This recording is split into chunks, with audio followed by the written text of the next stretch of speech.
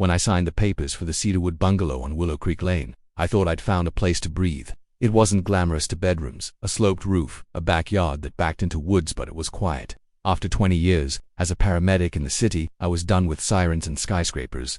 I wanted solitude, and I thought I had it until Karen Whitmore stepped onto my porch. She introduced herself with the kind of smile that felt more like a warning than a welcome. "Lucas Reeves, right?" she asked, eyes scanning the moving boxes still stacked near my door. "I'm the HOA president here. If you have any questions about our community standards, don't hesitate to reach out." She handed me a glossy packet labeled Willow Creek Estates Code of Conduct. I glanced at it briefly and nodded, offering a polite thank you. She lingered a moment too long, then turned on her heels and left, heels clicking sharply against the pavement like punctuation marks. I hadn't even unpacked my coffee mugs. At first, I chalked her demeanor up to small-town fussiness. Every neighborhood has its quirks, but within a week, the letter started. "Greater than notice. Your trash bin remained visible for 3 hours past collection. This is a Class 1 violation. Greater than warning. Your front lawn exceeds the 2.5-inch regulation height. Please mow within 24 hours to avoid penalty." I began to suspect the community standards weren't about cleanliness, they were about control. I kept my head down, made my trims, set reminders to wheel the bin in on time. I had no desire to ruffle feathers, but Karen seemed determined to test the limits of my patience. One afternoon I returned home from the hardware store to find her crouched near my garden. "What exactly are you doing?" I asked, keeping my tone even. "Inspecting," she said, rising and brushing non-existent dirt from her slacks. "You've placed an ornament outside the approved design guidelines." I followed her gaze. She was referring to the stone angel beneath the maple tree, my wife's. It had followed me from city to city, a tribute to the woman I'd lost 2 winters ago. "That's not an ornament," I replied tightly. "It's a memorial." Karen's expression didn't change. "It still needs board approval." She turned and walked away, as if the matter were settled. That night I reread the HOA handbook from front to back. Page after page of arbitrary rules, most of them vague or open to interpretation. It wasn't a guide, it was a leash. Then came the violation fines, first for the angel, then for a bird feeder. Then a warning that my driveway had excessively visible oil spots from the delivery truck, not even my own vehicle. But the moment that shifted everything was subtler. It came on a Tuesday afternoon, when I received a notification from my smart home system. Front door unlocked, 2:14 p.m. I was in town at the time, a supply shop. I checked the footage immediately. The video, it showed Karen on my doorstep. She looked left, then right, then reached into her jacket and retrieved a key. Not a lockpick, not a credit card key. She entered without knocking. She stayed for less than 2 minutes, walked a slow loop through the living room, and exited with the same calm air she always carried, as though she were entitled to every square foot she surveyed. I sat motionless in my truck, the video looping over and over. The key emergency keys for each home were kept in the HOA lockbox, for use only in cases of fire, flood, or medical distress. I had signed the document myself, but there had been no emergency. Only her curiosity or something worse. I confronted her that evening. She stood on her porch, arms folded across her chest, flanked by a perfectly trimmed rosebush. "I smelled gas," she said without flinching. "I had reason to believe your home was at risk. You should be thanking me." "There was no gas leak," I said. "You broke into my home." "Technically no," she replied, lips curling. "The bylaws grant me access under reasonable suspicion. I acted within protocol." "You're not law enforcement," I said. "No," she replied, stepping closer. "But I am the president." And with that, she shut her door. That night, I didn't sleep. I watched the footage again, not just for proof but to study her posture, her expression, the way she walked through my space like it was hers. Not hunting for danger, just inspecting. I realized then that Karen wasn't enforcing rules, she was marking territory. And if I didn't stop her, she'd never stop herself. 2 days after Karen entered my home, I filed a report with the county sheriff's office. The deputy listened carefully, his notepad resting on one knee. "You say she used an emergency key?" he asked. "Yes," I replied, "without permission. No emergency. If she just let herself in," he sighed. "Honestly, that HOA clause muddies things. They'll argue she had reason to believe something was wrong. There was no gas leak, no fire, no medical emergency. She didn't even knock. She didn't steal anything?" "No," he shook his head. "Then technically it's civil. Unless it happens again or we catch intent to do harm, our hands are tied." I left with a case number and no justice. Karen had tiptoed just close enough to the line and she knew it. I didn't need a badge to recognize a manipulator who understood the limits of power. I'd seen it too many times during my years in the field. Narcissists cloaked in rules, hiding behind policies they twisted to their advantage. The next day, I posted a copy of the HOA's emergency entry clause on my fridge and read it over like scripture. Use of HOA's held keys is limited to verified emergencies. Any unauthorized use may constitute trespassing if prior. Objection has been registered by the homeowner with appropriate legal or emergency services. There it was, a thread thin, but enough to pull. But before I could build a defense, Karen struck. Again. This time, it came in the form of humiliation. She posted a community cleanliness reminder on the HOA bulletin board. Right beneath it, she attached a photograph of my backyard, with the angel statue circled in red. Unapproved yard decor subject to fine. Neighbors saw it. One of them, a soft-spoken woman named Miss Dottie, quietly removed the flyer and slid it into my mailbox. She crossed a line, Doughty wrote on the back. I'm sorry, I wasn't just angry now. I was resolved. Karen believed she could invade homes, weaponize rules, and shame people into submission. What she didn't know, what she never bothered to consider, was that I had been trained to work under pressure. And I was done reacting. It was time to plan. I started small.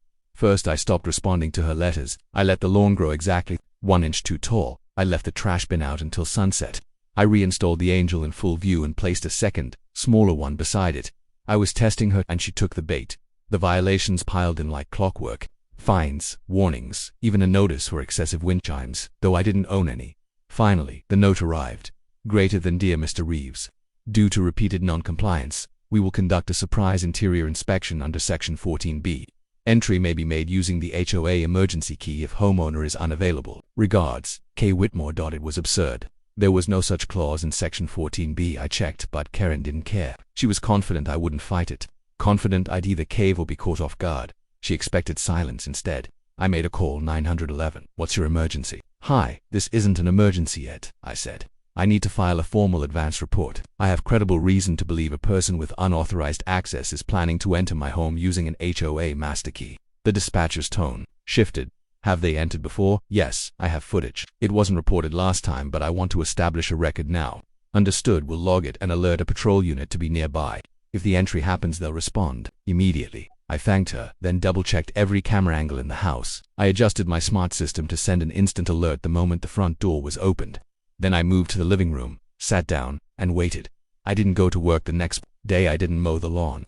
I just waited, calm, alert, the way I used to feel riding the ambulance into chaos. This time, I wasn't going to be caught off guard. At 11:13 p.m., the porch light flicked on from motion. At 11:14, the system sent me a text. Front door opened. I tapped into the live feed. There she was. Karen stepped inside with an air of someone inspecting inventory.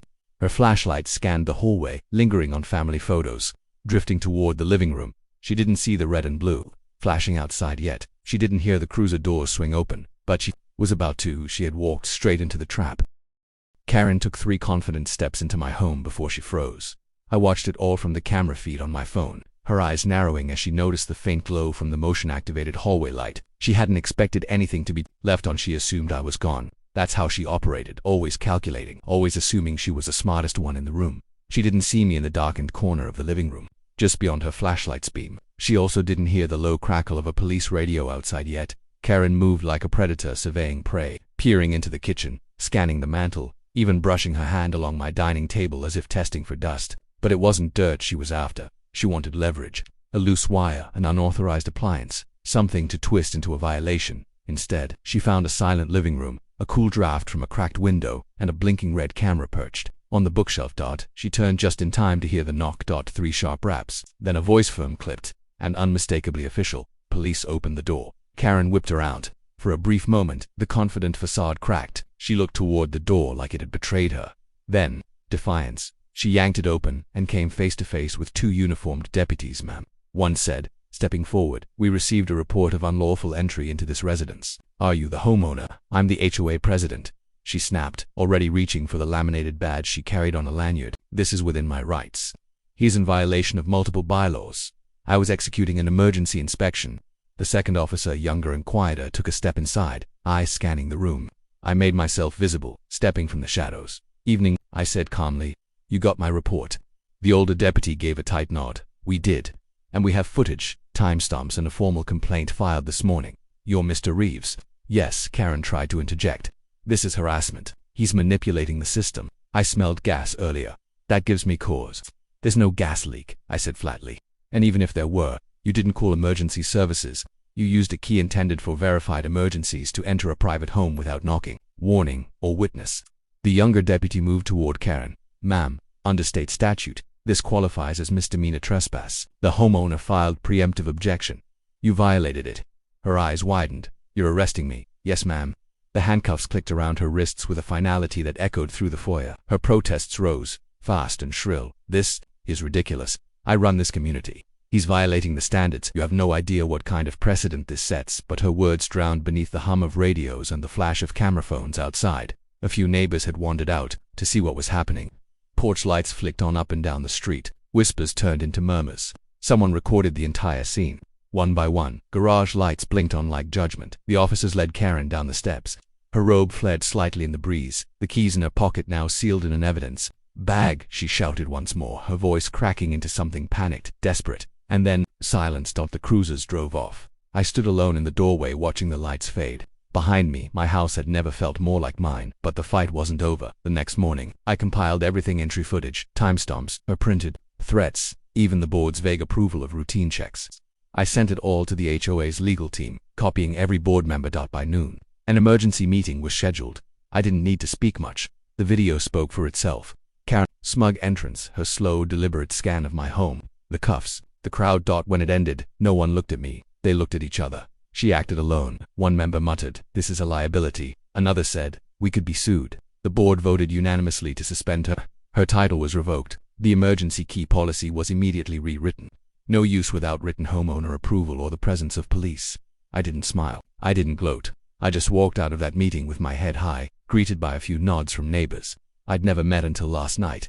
People who had once whispered about Karen now spoke freely. I had taken her power, not by shouting but by recording, planning, waiting, and when the trap closed, she walked into it willingly, thinking she still held the leash. She didn't know the leash had snapped, and I wasn't done yet.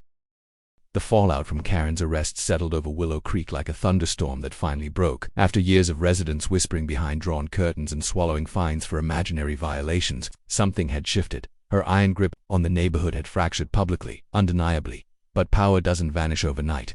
It tries to regroup, reassert. 3 days after the board suspended her, I received a letter, not from Karen but from her attorney. A thin envelope, printed on expensive stationery. Greater than my client maintained she acted in accordance with her duties as HOA President. We request a formal statement of intent regarding your recorded materials and ask you refrain from further publicizing the matter. I read it twice. Then I laughed. They wanted silence. They wanted shame. But I hadn't come this far to flinch now, so I responded with a notarized statement addressed to the HOA, the attorney, and the county's Community Standards Office. It included a detailed timeline, witness accounts, and links to the footage had already been uploaded to a private cloud drive. Backups existed on 3 separate servers. The story was no longer mine to bury. What happened next surprised me. Neighbors began stopping by, not out of curiosity, but support. Miss Dottie from down the street brought over a pie and a handwritten note. The Stevens couple offered to mow my lawn as thanks. Even the Myers, who had previously avoided eye contact, left a thank you card in my mailbox. People had been waiting for someone to stand up. They just didn't want to be the first. 1 week after the incident, the HOA board held a town hall. Karen, now officially removed from her post, didn't attend. Her chair at the head of the table remained empty, a silent monument to her downfall. I didn't sit. I stood at the back with my arms crossed, listening. There was no gavel, no grand speech, just quiet recognition that the old system had failed. "We want to create a new charter," one of the board members said, "with real accountability. No more fines without documentation. No more anonymous complaints. No more emergency entries without proper authorization."